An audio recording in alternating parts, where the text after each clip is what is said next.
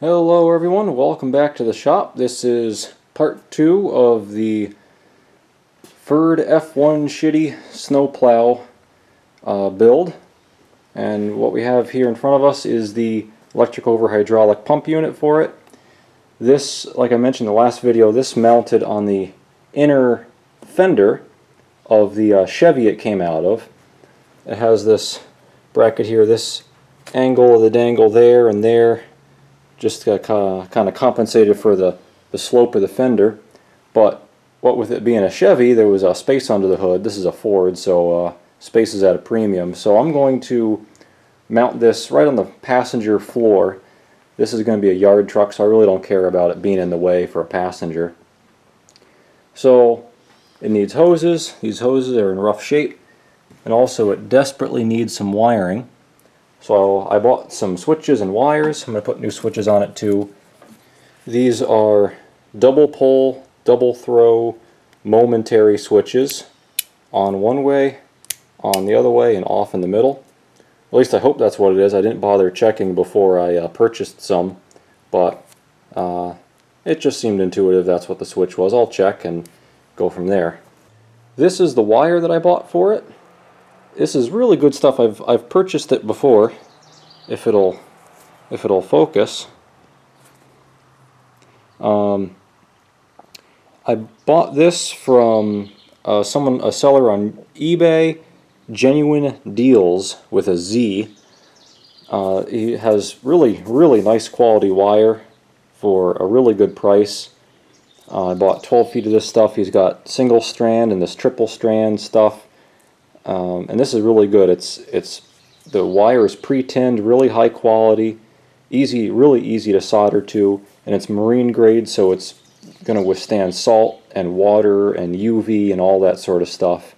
Much better than any sort of junk you'll buy in the hardware store, and probably cheaper too. You can buy any length you want. So I'd recommend this. I use this to wire my trailer brakes on my old truck. Anyway, real nice stuff, and it just so happens to be green, black, and white, which is the same colors coming out of there, with the exception of this one has a red wire coming out, so I'll just run a separate wire rather than having it in the bundle here. Okay, well, I should have known better. I always bitch and complain about these crimp fittings, and what you're supposed to do is obviously crimp them with a special crimping tool, and I do not like them. Admittedly, I do not use the proper crimping tool, but I have used the proper tool, and I've used channel locks. I've squished the shit out of them, and a lot of times they just don't fucking hold. They're no good. They're junk. I don't like them. So what I do, I always just take that plastic off and I solder them. So I got some paste flux. So we'll give it a little bit. Oh, not that much. A little bit of flux. Try to get it on the wire end there, and solder it. So I used to be awful at soldering. I have a separate video on this that I go more in depth if you want to watch it, but I used to be awful at soldering because I didn't know the technique.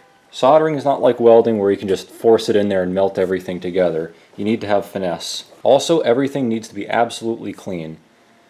This is a new connector, a new crimp connector, and new wire, so everything's clean. If you're soldering old stuff, you'll have mixed results. You have to clean the wire or do something else. But anyway, everything's clean. I put some flux on there. What the flux does, it etches everything when it gets hot, cleans it, and it prevents everything from oxidizing. Oxides will prevent you from making a good solder joint. Then I have some solder. I think this is 60-40 solder, rosin core. Pretty typical stuff. And then the last piece of the puzzle that took me a long time to learn is when you're transferring heat from the soldering iron to the piece, you don't just take the iron and stick it on there and wait for everything to get hot, because you really only have point-to-point contact. You need more contact area for the iron to properly transfer heat.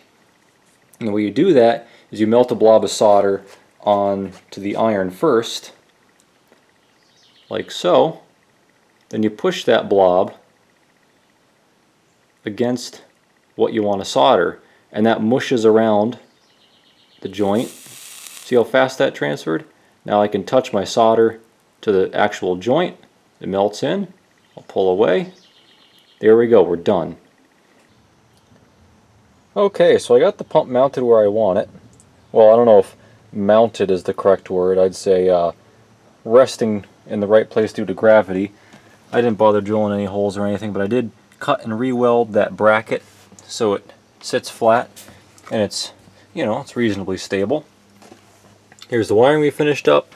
I did one last thing by adding this strain relief. I wrapped a piece of baling wire around here and then fastened it to some sturdy point there.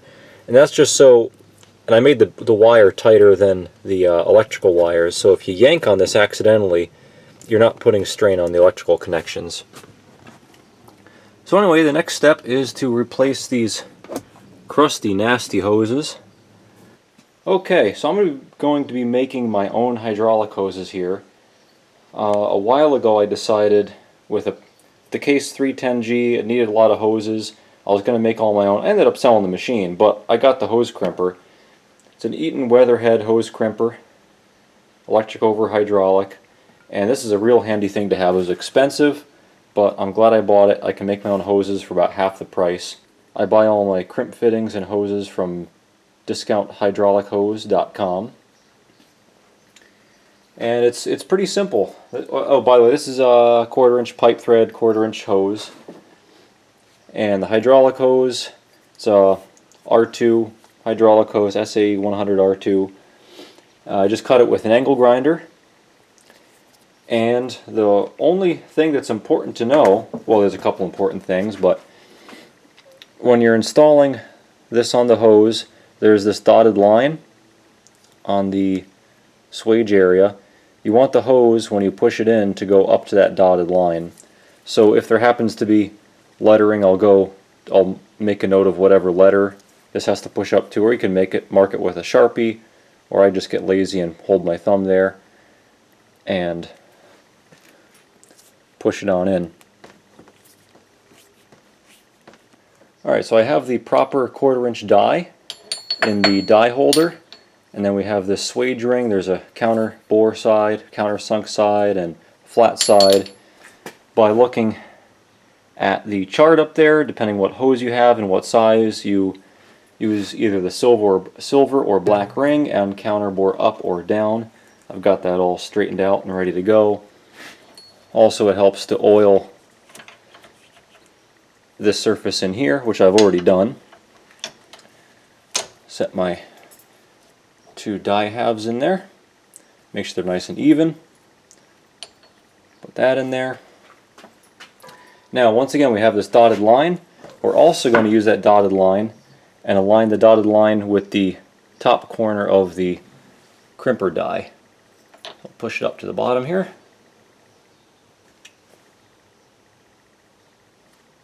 Slide it in against the stops, and then press the go switch.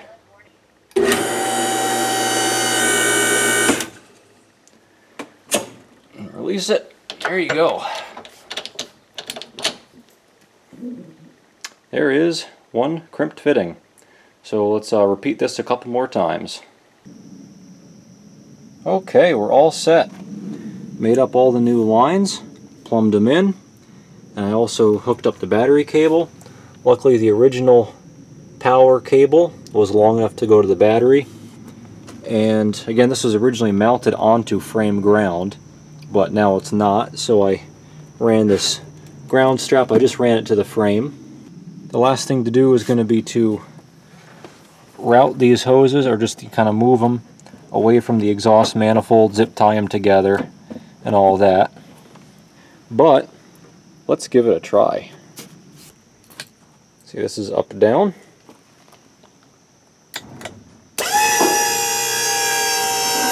Oh yeah.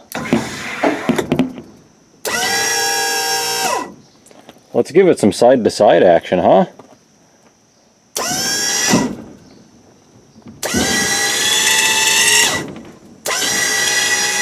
Beautiful. Well, this just came out perfectly. Fucking mint. I love it. Made a nice bracket there. happened to have a piece of metal with a bend in it, this 90-degree bend, so it helped make it nice and stiff. I welded that corner so it's not flopping around, nice and stable. Mounted the switches. You can see I labeled them. Used only the best wood screws to attach it to the plastic dash. And there you have it. Might eventually kind of tidy those wires up and... no, who am I kidding? No, I'm not. I'm going to leave them right there.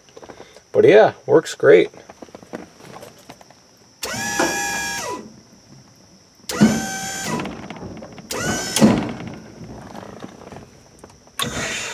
I love it. Very happy with it. The only thing left to do is to wait for snow. So I hope you enjoyed this, everybody. Thanks for watching. Make sure to hit the subscribe button if you haven't already, if you want to stay up to date with my newest and latest and greatest projects. Hit the like button if you liked it, if you liked this video.